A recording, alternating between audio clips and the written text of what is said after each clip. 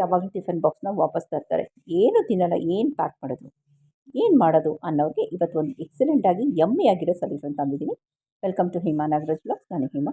ಕಾಬೂಲಿ ಚೆನ್ನ ಮಸಾಲ ಮತ್ತು ಕಾಬೂಲಿ ಚೆನ್ನ ಪಲಾವ್ ಅಥವಾ ಬಿರಿಯಾನಿ ತಂದಿದ್ದೀನಿ. ಇಲ್ಲಿ ಕಾಬೂಲಿ ಚೆನ್ನನ ಹೋಲ್ ನೈಟ್ ನೆನೆ ಹಾಕ್ಕೊಂಡಿರೋದನ್ನ ಒಂದು 1/4 kg ಅದಕ್ಕೊಂದು ಆಲೂಗೆಡ್ಡೆ ಹಾಕಿ ಬೇಯಕ್ಕೆ ಹಾಕ್ಕೊಂಡಿದ್ದೀನಿ. ಇಲ್ಲಿ 2 ಈರುಳ್ಳಿ, 2 ಟೊಮೆಟೊ ಮತ್ತು 10 ನಿಮಿಷ ನೆನೆ ಹಾಕ್ಕೊಂಡಿರೋ ಬಾಸ್ಮತಿ ಅಕ್ಕಿ, ಹೋಲ್ ಸ್ಪೈಸಸ್ ಮತ್ತು ಬೆಳ್ಳುಳ್ಳಿ ಶುಂಠಿ ಪೇಸ್ಟು. ಸೊ ಇಲ್ಲಿ ನೋಡಿ ಬೇಯಿಸಿಟ್ಕೊಂಡ್ರೆ ತೆಗೆದಿಟ್ಕೊಂಡಿದ್ದೀನಿ ಕಾಬೂಲಿ ಚೆನ್ನನ. ಸೊ ಇದನ್ನು ಒಂದು ಹಸಿ ಕಾಬೂಲಿ ಚೆನ್ನ, ಇದು ಪಲಾವ್ ಮಾಡೋಣ ಅಥವಾ ಬಿರಿಯಾನಿ ಮಾಡೋಣ ಬನ್ನಿ.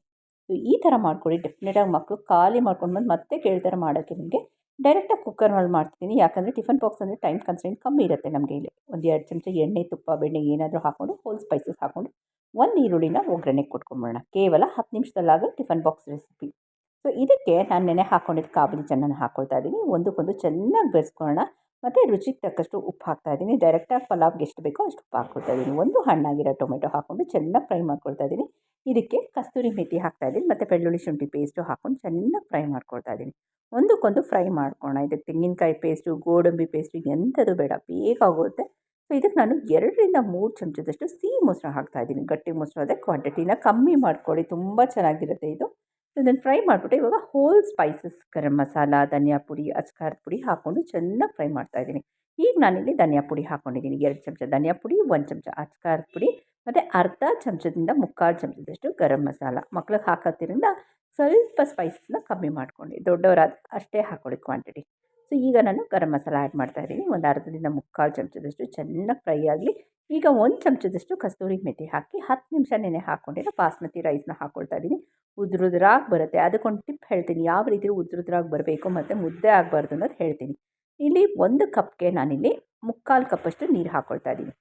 ಸೊ ಈಗ 1 ಚಮಚ ತುಪ್ಪ ಹಾಕ್ಕೊಳ್ತಾ ಇದ್ದೀನಿ. ಯಾಕೆಂದರೆ ಪಲಾವ್ ಶೈನಿಂಗ್ ಬರಬೇಕು, ಓಕೆನಾ. ಈಗ ವಿಜಿಲ್ ವೆಯ್ಟ್ ಹಾಕಕ್ಕೆ ಹೋಗ್ಬಿಡಿ, ಅದು ಹೊಗೆ ಬರುತ್ತೆ ನೋಡಿ, ಆಗ ಹಾಕ್ಕೊಳ್ಳಿ ಒಂದೇ ಒಂದು ವಿಜಿಲ್. ಸೊ ಈಗ ಸುಮಾರು 6 ಗಂಟೆ ಆಗಿದೆ, ತೋರಿಸ್ತಾ ಇದ್ದೀನಿ ನೋಡಿ. 10 ನಿಮಿಷದಲ್ಲಿ ರೆಡಿ ಮಾಡ್ಬೋದು. ಈ ಕಡೆ ಚೆನ್ನ ಮಸಾಲ ಮಾಡೋಣ. 2 ಚಮಚ ಎಣ್ಣೆ ಹಾಕ್ಕೊಂಡು 1 ಚಮಚ ಜೀರಿಗೆ, 1 ಈರುಳ್ಳಿ ಹಾಕ್ಕೊಂಡು ಚೆನ್ನಾಗಿ ಫ್ರೈ ಮಾಡ್ಕೊಳ್ತಾ ಇದ್ದೀನಿ. ಸೊ ಇದಕ್ಕೆ ಬೆಳ್ಳುಳ್ಳಿ ಶುಂಠಿ ಪೇಸ್ಟ್ ಹಾಕ್ಕೊಳ್ತಾ ಇದ್ದೀನಿ. 1 ಚಮಚ ಬೆಳ್ಳುಳ್ಳಿ, ಅರ್ಧ ಚಮಚದಷ್ಟು ಶುಂಠಿ ಹಾಕ್ಕೊಂಡು ಚೆನ್ನಾಗಿ ಫ್ರೈ ಮಾಡ್ಕೊಳ್ತಾ ಇದ್ದೀನಿ.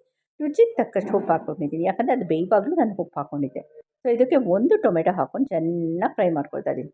ಎಷ್ಟು ಚೆನ್ನಾಗಿ ಫ್ರೈ ಮಾಡ್ತೀರೋ ಅಷ್ಟು ಚೆನ್ನಾಗಿ ತೊಕ್ಕಾಗಿ ಬರುತ್ತೆ. ಸೊ ಒಂದೇ ಒಂದು ಚಿಟಿಕೆಯಷ್ಟು ಅರಿಶಿನ ಹಾಕ್ಕೊಂಡು ಚೆನ್ನಾಗಿ ಫ್ರೈ ಮಾಡ್ಕೊಳ್ತಾ ಇದ್ದೀನಿ. ನಾನು ಪಲಾವ್ಗೆ ಅರಿಶಿನ ಹಾಕ್ತಾಯಿಲ್ಲ. ಮಕ್ಳಿಗೆ ಈ ಥರ ಮಾಡ್ಕೊಡಿ, ಅವರು ತುಂಬ ಚೆನ್ನಾಗಿ ಇಷ್ಟಪಟ್ಟು ಕೇಳಿ ಮಾಡಿಸ್ಕೊಳ್ತಾರೆ. 1 ಚಮಚ ಧನಿಯಾ ಪುಡಿ, ಅರ್ಧ ಚಮಚ ಅಚ್ಕಾರದ ಪುಡಿ ಮತ್ತು 2ರಿಂದ 3 ಚಮಚ ಸಿಹಿ ಮೊಸರು ಹಾಕ್ಕೊಳ್ತಾ ಇದ್ದೀನಿ. ಸೊ ಸಿಹಿ ಮೊಸರು ಹುಳಿ ಮೊಸರಿಗೆ ತುಂಬ ಡಿಫ್ರೆನ್ಸ್ ಬರುತ್ತೆ ಟೇಸ್ಟಲ್ಲೂ. ಈ ಎಕ್ಸಲೆಂಟ್ ಆದ ರೆಸಿಪಿನ ನಿಮ್ಮ ಮನೆಯಲ್ಲೆಲ್ಲ ಟ್ರೈ ಮಾಡಿ ನಿಮ್ಮ ಫೀಡ್ಬ್ಯಾಕ್ ಕೊಡಿ. ನಿಮ್ಮ ಮಕ್ಳಿಗೆ ಏನಂದ್ರು ಅಂತ ನಂಗೆ ಕಮೆಂಟ್ ಸೆಕ್ಷನ್ನ ಹಾಕಿ, ಓಕೆನಾ. ಸೊ ಒಂದಕ್ಕೊಂದು ಚೆನ್ನಾಗಿ ಬೆರೆಸ್ಕೊಳ್ಳೋಣ. ನಾನು ಬೇಯಿಸಿಟ್ಕೊಂಡಿದ್ದ ಕಾಬೂಲಿನ ಹಾಕ್ಕೊಂಡು ಚೆನ್ನಾಗಿ ಫ್ರೈ ಮಾಡ್ಕೊಳ್ತಾ ಇದ್ದೀನಿ. ಇದರಲ್ಲಿ 2 ರೀತಿ ಇದೆ. ನಾನಿಲ್ಲಿ ಡ್ರೈ ಗ್ರೇವಿ ಮಾಡ್ಕೊಳ್ತಾ ಇದ್ದೀನಿ. ನೀವು ಸ್ವಲ್ಪ ಲಿಕ್ವಿಡ್ ಗ್ರೇವಿ ಸಹ ಮಾಡ್ಕೊಳ್ಬೋದು. ಒಂದೇ ಒಂದು ಲೋಟ ನೀರು ಹಾಕ್ಕೊಂಡಿದ್ದೀನಿ, ಬಿಸಿನೀರು ಹಾಕ್ಕೊಂಡು ಬೇಯಿಸಿಟ್ಕೊಂಡಿರೋ ಆಲೂಗೆಡ್ಡೆನ ಹಾಕ್ಕೊಳ್ತಾ ಇದ್ದೀನಿ ನೋಡಿ, ಈ ಥರ.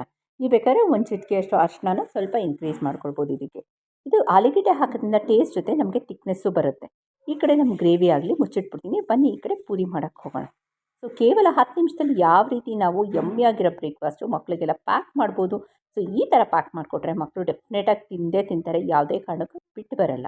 ಸೊ ನೀವು ಬೇಕಾದರೆ ಮೈದಾದಲ್ಲೂ ಮಾಡ್ಬೋದು, ರವೆಲ್ಲೂ ಮಾಡ್ಬೋದು. ನಾನಿಲ್ಲಿ ಮಲ್ಟಿಗ್ರೇನ್ ಆಟ ತೊಗೊಂಡು ಪೂರಿ ಮಾಡ್ತಾಯಿದ್ದೆ. 2 ಪೂರಿ ಮಾಡ್ತಾಯಿದ್ದೀನಿ. ನೀವು ಬೇಕಾದರೆ ಪೂರಿ ಬೇಡ ಅಂದರೆ ಚಪಾತಿ ಸಹ ಮಾಡ್ಕೊಳ್ಬೋದು, ಆಯಿಲ್ ಜಾಸ್ತಿ ಹಾಕ್ತೇನು. ಇದು ತುಂಬ ಚೆನ್ನಾಗಿರುತ್ತೆ ಪ್ಯಾಕ್ ಮಾಡೋಕ್ಕೆ. 1 ಹಣ್ಣು ಇಟ್ಕೊಟ್ಟು 1 ಪೂರಿ, 1 ಚೆನ್ನ ಮಸಾಲ ಗ್ರೇವಿ ಮತ್ತು ಯಮ್ಮಿಯಾಗಿರೋ ಪಲಾವು. ಬೇಕಿದ್ದರೆ ನಿಮಗೆ ಹಣ್ಣು ಸ್ಕಿಪ್ ಮಾಡಿಬಿಟ್ಟು ಮೊಸರು ಬಜ್ಜಿ ಸಹ ಆ್ಯಡ್ ಮಾಡ್ಬೋದು. ಸೊ ಯಾವ ರೀತಿ ಉಪ್ಪಿದೆ ನೋಡಿ, ನಾವೆಲ್ಲೂ ಇಲ್ಲಿ ಸೋಡಾ ಏನೂ ಬಳಕೆ ಮಾಡಿಲ್ಲ. ಸೊ ಬನ್ನಿ ಈ ಕಡೆ ನಮ್ಮ ಕಾಬೂಲಿ ಚೆನ್ನನ್ನು ನಾನು ಹೇಳಿದ್ನಲ್ಲ ಡ್ರೈ ಆಗಿ ಮಾಡಿದ್ದೀನಿ, ಅದು ರೆಡಿ ಇದೆ. ನಮ್ಮ ಪಲಾವ್ ನೋಡೋಣ ಬನ್ನಿ ಯಾವ ರೀತಿ ಇದೆ ಅಂತ. ನೋಡಿ ಎಷ್ಟು ಉದ್ರುದ್ರಾಗಿದೆ, ಯಮ್ಮಿಯಾಗಿದೆ ಅಂತ.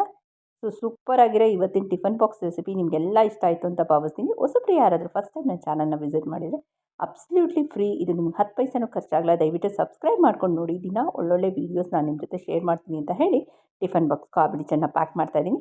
ಈ ಕಡೆ ಪೂರಿ ಪ್ಯಾಕ್ ಮಾಡ್ತಾಯಿದ್ದೀನಿ.